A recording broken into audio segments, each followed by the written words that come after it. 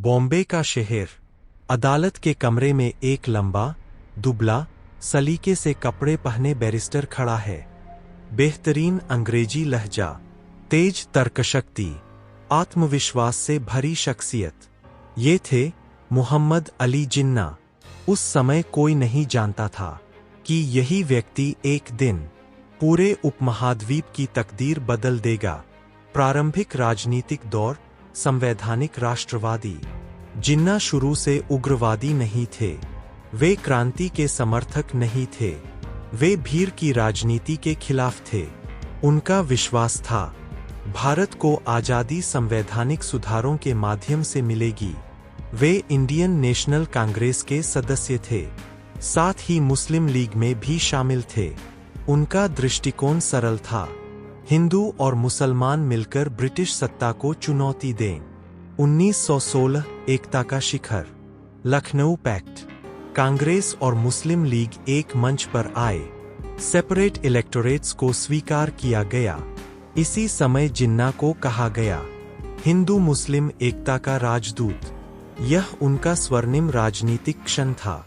वे एक पुल थे, वे मध्यस्थ थे, वे भविष्य की उम्मीद थे। लेकिन इतिहास कभी सीधी रेखा में नहीं चलता। गांधी से टकराव 1920। 1919 के बाद महात्मा गांधी उभरकर सामने आए।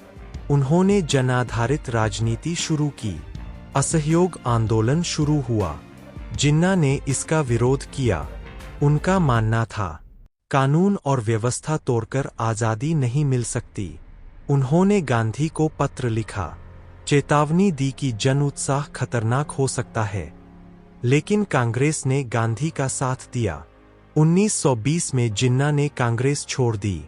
यहीं से उनके राजनीतिक अलगाव की शुरुआत हुई। 1930 का दशक, मौन का समय।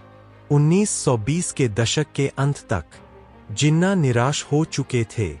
सांप्रदायिक राजनीति बढ़ रही थी। कांग्रेस और मुस्लिम लीग के बीच दूरी बढ़ रही थी। 1930 में वे लंदन चले गए। कई लोगों ने समझा कि उनका राजनीतिक करियर समाप्त हो गया।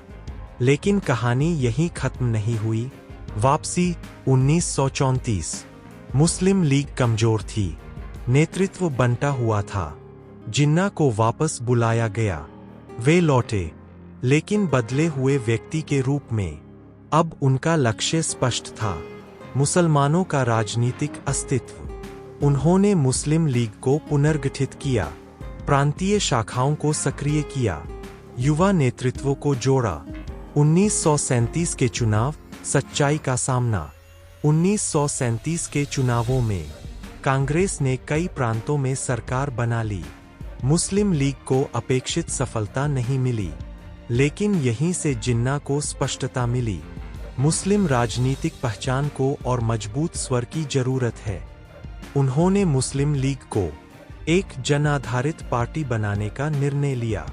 1940 निर्णायक मोड़, लाहौर, मार्च 1940। ऑल इंडिया मुस्लिम लीग का वार्षिक अधिवेशन। मीनार-ए-पाकिस्तान के मैदान में हजारों लोग। एक प्रस्ताव पारित हुआ, मुस्लिम बहुल क्षेत्रों के लिए स्वतंत्र राज्य। यह था लाहौर प्रस्ताव। यहीं से जिन्ना सिर्फ एक राजनेता नहीं रहे, वे बन गए कायदे आजम। व्यक्तित्व का परिवर्तन। 1916 के जिन्ना एकता के राजदूत। 1920 के जिन्ना राजनीतिक रूप से अलग थलग। 1934 के जिन्ना रणनीतिक पुनर्गठक। 1940 के जिन्ना राष्ट्र की परिकल्पना के शिल्पकार। यह केवल राजनीतिक यात्रा नहीं थी, यह वैचारिक विकास था। ऐतिहासिक प्रभाव। जिन्ना ने मुस्लिम लीग को एक अभिजात क्लब से जनपार्टी में बदला। संवैधानिक भाषा में अलग राष्ट्र की मांग को प्रस्तुत किया। मुस्लिम राजनीतिक पहचान को संगठित स्वर दिया। बातचीत और तर्क को अपना मुख्य हथियार बनाया। उनकी शैली भावनात्मक नहीं थी, वे शांत, कानूनी और रणनीतिक नेता थे। समापन। बॉम्बे का वह बैरिस्टर जो कभी हिंदू मुस्लिम एकता का प्रतीक था, इतिहास के दबाव में एक अलग रास्ता चुनता है।